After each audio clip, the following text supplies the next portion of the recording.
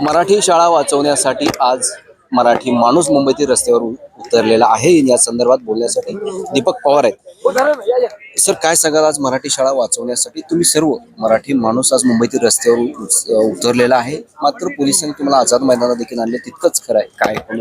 असं आहे की आम्ही हुतात्म्यांना अभिवादनाचा कार्यक्रम केला। पोलिसांना त्यांच्या पद्धतीने तर नको होतं, पण आम्ही केलं तिथून आम्ही नंतर मुंबई महानगरपालिकेच्या मुख्यालयावर आलो। तिथे आल्यानंतर काही लोकांची धरपकड पोलिसांनी केली आणि गाडीत बसून इथे आणलं। त्यानंतर आम्ही गगराणींना जाऊन भेटलो। गगराणींना गेले 6 महिने आम्ही त्यांच्याशी पत्रव्यवहार करतो, पण त्यांना त्यांच्या व्यस्त कार्यक्रमामधनं वगैरे कार्यक्रमामधनं आमची पत्र पाहायला सवड मिळाली नाही। म्हणजे पत्र पाहायला सवड मिळाली आहे कारण त्यांच्या ऑफिसने ती सगळी पत्र पुढे ढकललेली आहे, पण प्रत्यक्षात गगराणींनी त्याच्यावर कोणत्याही प्रकारची संवेदनशील कृती केलेली नाही। ही अत्यंत निषेधार्ह बाब आहे।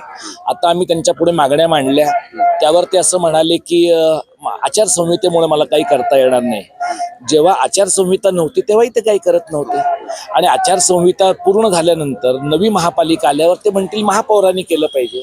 म्हणजे IAS अधिकारी अत्यंत कुचकामी आहेत ह्या बाबतीमध्ये, हे गगराणींनी पुन्हा एकदा दाखवून दिलेलं आहे।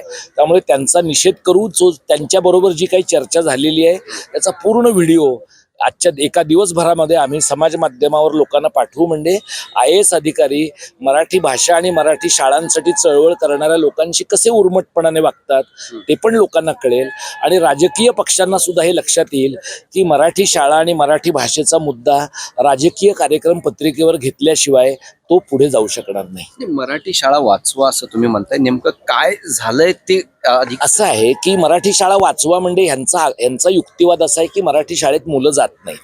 काही ठिकाणी मराठी शाळेमध्ये मुलं सेमी इंग्रजीला जात असतात, पण तुम्ही मराठी शाळेची प्रसाधनगृह नीट ठेवणार नाही, इमारतींची डागडुजी करणार नाही, इमारती धोकादायक ठरवून त्या पाडून टाकण्याचे रिपोर्ट तुम्ही देणार, आणि मग मुलांना 5-5, 6-6 किलोमीटरवर पाठवणार।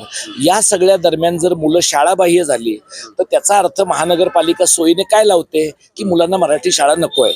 आताही गगराणीने आम्हाला सांगितलं की जी मुलं मराठीतनं इंग्रजीत जातात त्यांच्यासाठी आम्ही गृहभेटी करतोय।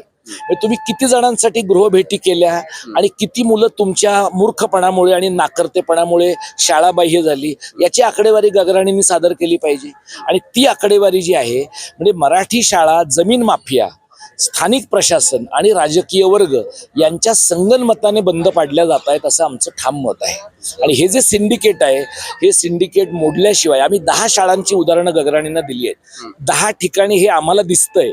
इथे परिषद घेतली, सभा घेतली, आणखी 10-20 शाळांच्या बद्दल लोकच सांगतायत। म्हणजे मराठी शाळा आजारी पाडायच्या, जशा गिरणी आजारी पाडल्या, आणि मग ती जमीन, त्या जमिनीवर 40-50 मजल्याचं टॉवर बांधून एखाद्या कोपऱ्यात पार्किंग लॉटमध्ये मराठी शाळा करायची आणि बाकी निवासी गाळे, व्यावसायिक गाळे करायचे। अशा प्रकारची लबाडी चालू आहे। त्या सिंडिकेटच्या विरुद्ध आमचा संघर्ष आहे। लोक चळवळ सुरू आहे, त्या चळवळीवर तुम्ही समाधानी आहात का अजून मोठी होण्याची गरज आहे? असं की लोक चळवळी मध्ये ही जी मराठी कारण महाराष्ट्र धर्माची चळवळ आहे, आम्हाला जो अपेक्षित प्रतिसाद आहे अजून तो मिळतो आहे, मिळायला पाहिजे। पण असं आहे की आपल्याला हे सगळे प्रश्न राजकीय कार्यक्रम पत्रिकेवर येणं, हे सगळे प्रश्न मोठ्या माध्यमांनी स्वतःच्या कार्यक्रम पत्रिकेवर घेणं, या गोष्टी घडल्याशिवाय पुढे जाता येत नाही। त्यामुळे आम्हाला असं दिसतं की ज्या प्रकारचा प्रचार प्रसार होतोय, येत्या 5-6 महिन्यामध्ये मराठी शाळा, मराठी भाषेचा मुद्दा महाराष्ट्राच्या कानाकोपऱ्यात नेण्यात आम्हाला यश येईल। मराठी भाषेच्या, मराठी शाळेच्या संदर्भात तुम्ही आंदोलन करताय, चळवळ करताय, मध्यंतरी बातम्या आल्या होत्या, त्यानंतर शिक्षण मंत्र्यांनी असं म्हणलं होतं की एकही मराठी शाळा बंद आम्ही पाडू देणार नाही। ते खोटारडे आहेत गृहस्थ, दादा भुसे हे खोटारडे गृहस्थ आहेत। ते तिसऱ्या भाषेची सक्ती पण होणार नाही असं म्हणाले होते, लोकांना हिंदी हवी आहे असं पण म्हणाले होते। त्यामुळे ते त्यांच्या हातात काही नाहीच आहे। शिक्षण खातं कोण चालवतं? राहुल रेखावार चालवतो।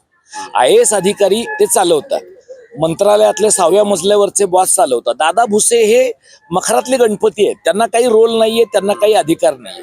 त्यामुळे ते जेव्हा म्हणतात एकही शाळा बंद पडू दिली जाणार नाही, तेव्हा तिथल्या स्थानिक पत्रकारांनी त्यांना विचारलं पाहिजे की तुमचं हे वाक्य सुकेपर्यंत किती शाळा बंद पडल्या तेवढं आम्हाला सांगा। पत्रकार असं उलटून विचारत नाहीत, म्हणून हे जास्त माजलेत, एवढंच। माझा शेवटचा प्रश्न आहे, नागपूरमध्ये अख्खं हिवाळी अधिवेशन संपलं, एकही याच्याबाबत साधा शब्द उल्लेख देखील अधिवेशनामध्ये करण्यात आला नाही मराठी शाळा आणि मराठी भाषा। याचं कारण राजकीय वर्गातल्या IAS IPS लॉबी मधल्या बहुतेकांची मुलं मराठीत शिकत नाहीत। गरिबांच्या शाळांमध्ये, वंचितांच्या शाळांमध्ये यांच्यात कुणी जातच नाहीये, मग यांचा जीव का जळेल? त्यामुळे यांचा जीव कुठे जळतो CBSE, ICSE, public school, international school, IGCS या शाळांसाठी आहे. त्यामुळे यांचे प्राधान्यक्रम बदलणारं राजकारण, सांस्कृतिक राजकारण उभं करणं हे घडलं तर रस्त्यावरती चर्चा झाली तर विधिमंडळात आपोआपच होईल. धन्यवाद. तुम्ही आमचे संवाद साधल्याबद्दल. हे होते दीपक पवार. मी गुणवंत नागर, DRV न्यूज, मुंबई.